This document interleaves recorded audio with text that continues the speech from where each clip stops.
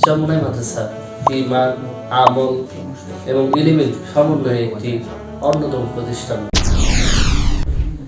চরমোনাই মাদ্রাসা ঐতিহ্যবাহী বরিশালের চরমোনাই ইউনিয়নে উপস্থিত একটি মাদ্রাসা।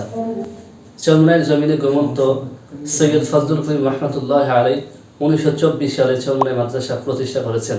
এটা এমন একটা ইসলামিক প্রতিষ্ঠান যেখানে হাজার হাজার ছাত্র প্রতিদিন কোরআন ও হাদিসের আলোকে আলোকিত হচ্ছে। এটা এমন একটা ইসলামিক প্রতিষ্ঠান যেখানে দিন শিক্ষার পাশাপাশি নৈতিকতা শিক্ষা দেওয়া হয়, যে নৈতিকতা আপনার সন্তানের জীবনকে আলোকিত করে তুলবে।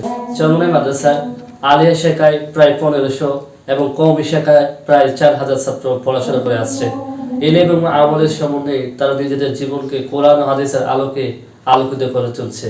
সুতরাং আপনি যদি আপনার সন্তানকে কোরআন ও হাদিসের আলোকে আলোকিত করতে চান, ইসলামের আলো দিয়ে সন্তানের জীবনকে গড়তে চান, তাহলে অবশ্যই আপনার সন্তানকে চরমোনাই মাদ্রাসায় ভর্তি করাতে পারেন।